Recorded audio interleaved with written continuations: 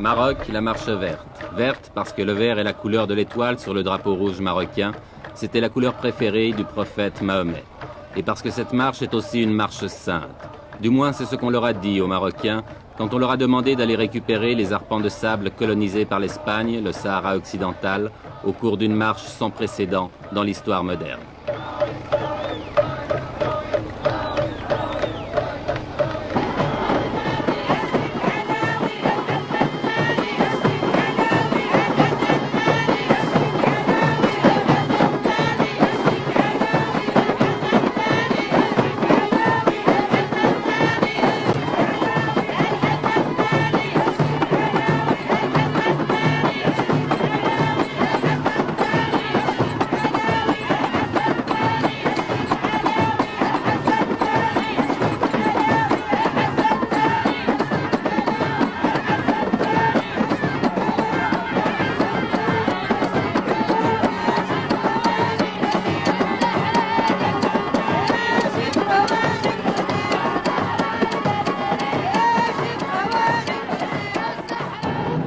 Un homme a eu l'idée de cette marche, à moins que quelqu'un la lui ait suggérée, une idée politiquement géniale, même si on peut la critiquer, et cet homme, le voici, il a 46 ans, c'est le roi du Maroc, Hassan II.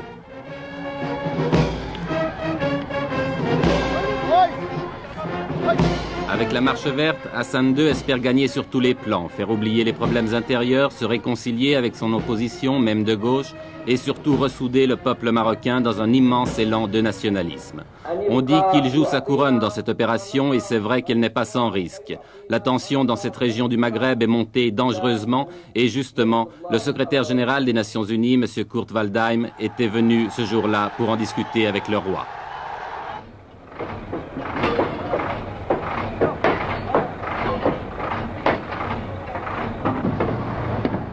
Mais au-delà des coulisses de la diplomatie, la marche verte a été lancée.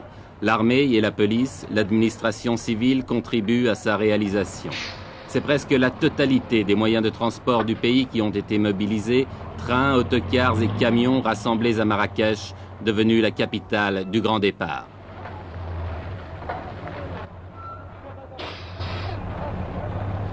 Pourtant, on ne peut s'empêcher de penser que c'est aussi la marche des gueux. La marche des paysans pauvres et illettrés, des chômeurs, des petites gens, de toute cette masse humaine qui obéit docilement à tous les mots d'ordre qui viennent d'en haut.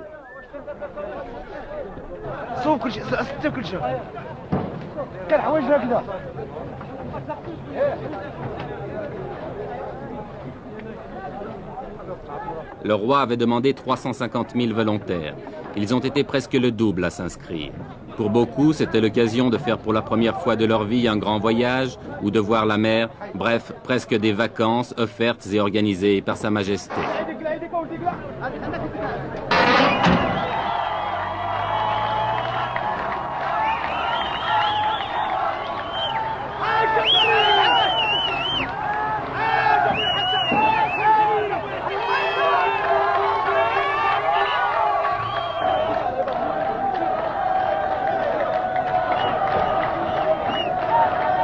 À Marrakech, depuis 15 jours, chaque départ de convoi donne lieu à des scènes de ce genre, et il en part plusieurs chaque jour.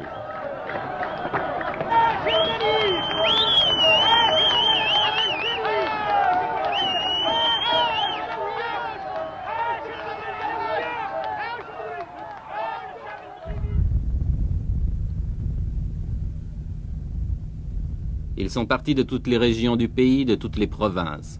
Ceux qui venaient du nord ont parcouru plus de 2000 kilomètres, entassés par paquets de 50 sur chaque camion.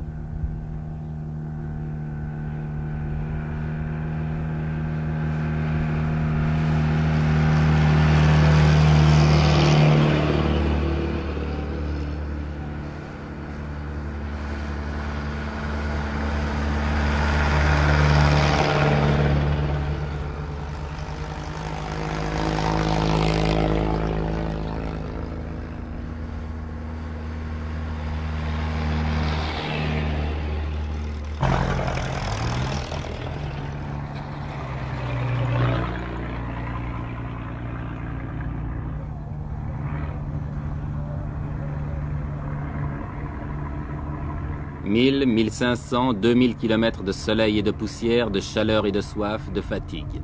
Mais tout a été prévu, sans doute depuis plusieurs mois, malgré le caractère spontané que le Maroc a voulu donner à cette manifestation. Ambulance, ravitaillement, essence, eau. En principe, les participants à la marche ne manqueront de rien. Une question, mais qui restera peut-être toujours sans réponse, quel sera le coût définitif de cette épopée? Avant le désert, un camp de transit a été installé à Agadir qui peut accueillir 30 000 personnes.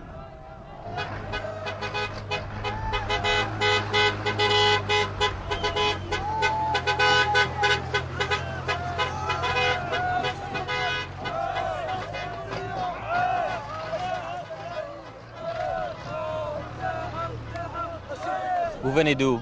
De la province de Taza. C'est à combien de kilomètres d'ici? D'ici à peu près dans les 700 km. 700 à 800. Il y a combien de personnes qui sont venues de cette province? 10 000 personnes. 10 000. 10 000 personnes. Et maintenant, vous allez partir où? On va y aller, Inch'Allah, au Sahara. Au Sahara? Au Sahara. Jusqu'à Terfaya? On dépasse, Inch'Allah, le Terfaya. Vous allez passer la frontière aussi? Après le discours de Sa Majesté, on va, Inch'Allah, jusqu'à la capitale, l'Ayoun. Vous allez traverser El Ayoun? Oui. Sahara Maghreb.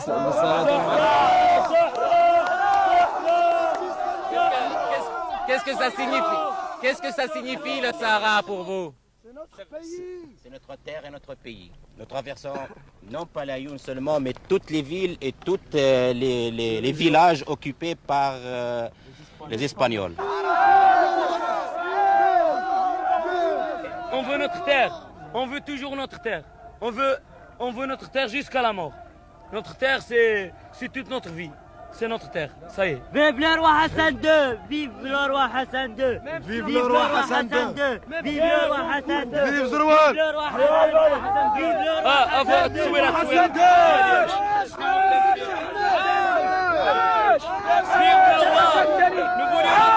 عاش الملك. عاش الملك. عاش الملك. الجهاد الجهاد اصبر يا تخوي البلاد. الجهاد الجهاد اصبر يا تخوي البلاد. الجهاد الجهاد اصبر يا تخوي البلاد. الجهاد الجهاد اصبر يا تخوي البلاد. الجهاد الجهاد اصبر يا تخوي البلاد. الجهاد الجهاد. Cela fait plus de 2 semaines maintenant que les premiers convois ont pris la route du sud. Plus de 2 semaines de délire qui confine au fanatisme. Plus de 2 semaines que le Maroc vit dans la fièvre. Tout cela pour quelques milliers de tonnes de phosphate, vous demanderez-vous? Non, pas seulement. Tout cela aussi, du moins aux yeux du peuple, au nom du roi et de Dieu, si Dieu le veut, Inch'Allah.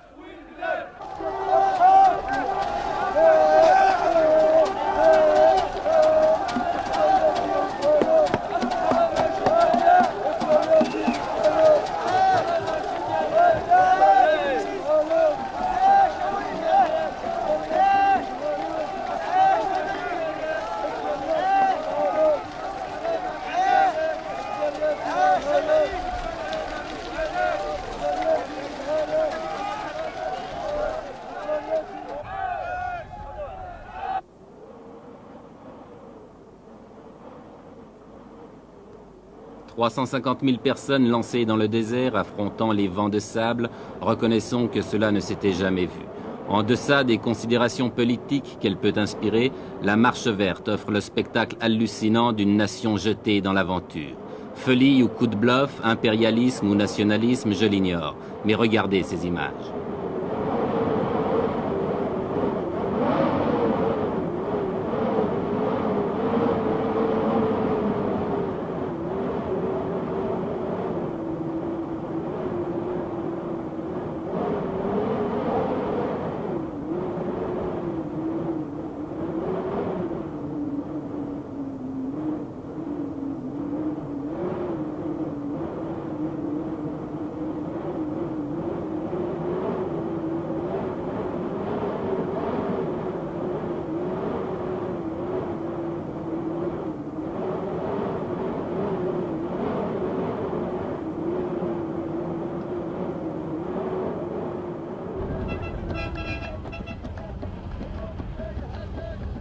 350 000 personnes dans le désert, cela signifie 10 000. Oui, vous avez bien compris, 10 000 camions.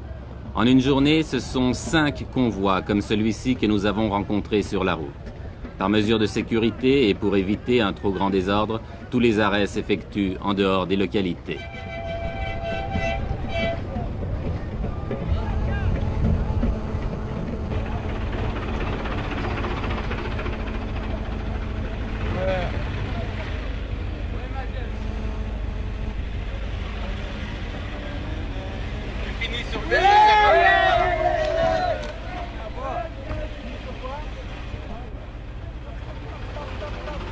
Chaque fois que nous dépassons un convoi, nous retrouvons la même atmosphère, une atmosphère de frénésie.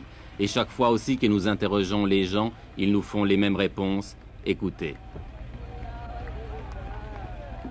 Jusqu'où vous allez? Sahara. Pourquoi vous ne laissez pas le peuple sahraoui s'autodéterminer, choisir lui-même? Parce que le peuple sahraoui est sous la domination du roi. Eh ben, comme vous dites, c'est... Sahara, c'est à nous. Non. Pour être juste, les Sahara nous ont cédé.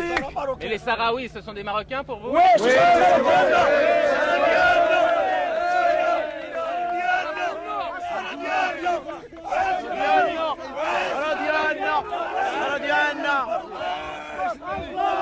حسن هو حسن ده الله اكبر الله اكبر الله اكبر الله اكبر الله اكبر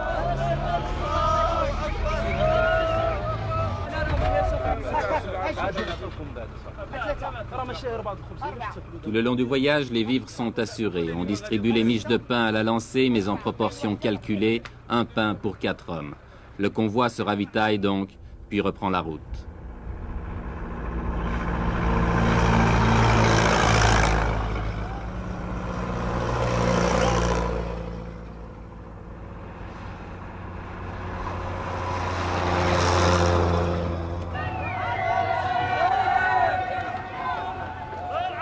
Oui, tout le Maroc vit à l'heure de la marche verte. Oui, c'est devenu une épopée nationale.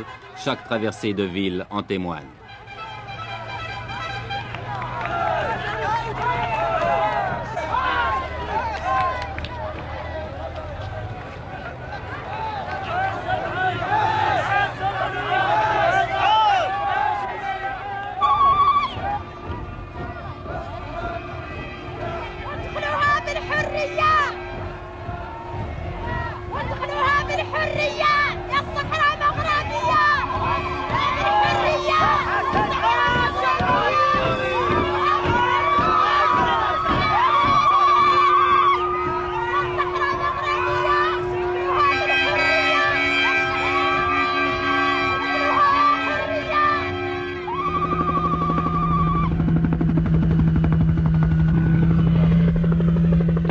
C'est l'arrivée à l'extrême sud du Maroc, à côté d'une petite bourgade perdue dans le désert, où avait atterri autrefois l'avion de Saint-Exupéry, Tarfaya.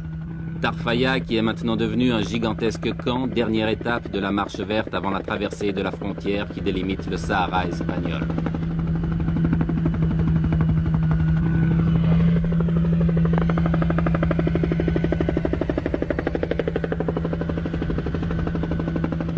Dans ces alignements de tentes et de camions, on s'est installé province par province. Et l'ambiance de ce campement le fait ressembler à un Woodstock du désert.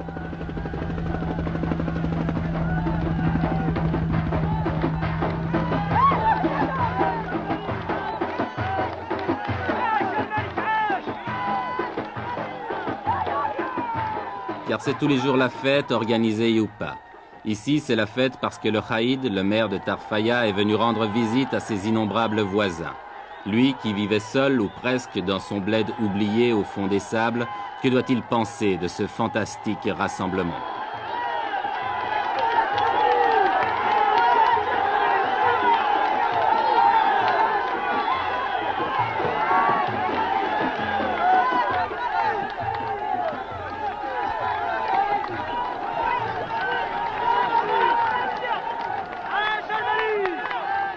Avec une prodigieuse capacité d'adaptation, la foule s'est installée rapidement. On a nettoyé le sol des cailloux pour en faire des clôtures, on a dressé des tentes de fortune, et il ne reste plus qu'à tuer le temps en attendant l'ordre du roi pour se remettre en marche vers les terres spoliées.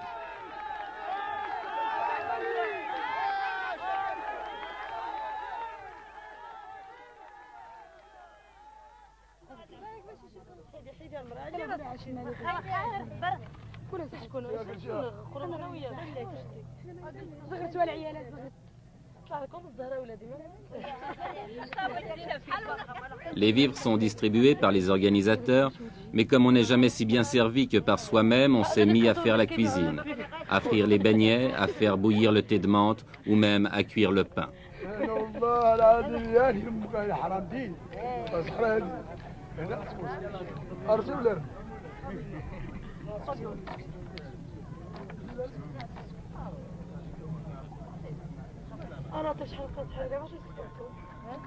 Ici et là, les 1001 petites occupations de la vie quotidienne.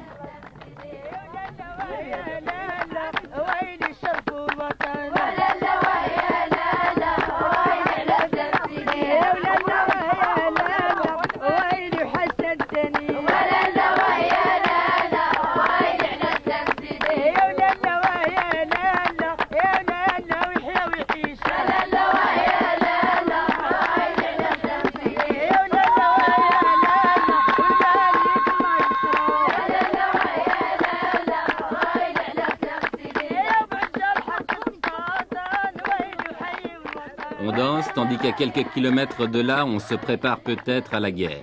L'Espagne, depuis le week-end dernier, a tout à coup durci sa position et ne semble plus du tout disposée à laisser pénétrer la marche verte sur son territoire. Que va-t-il se passer? Mais qui se pose ici ce genre de questions?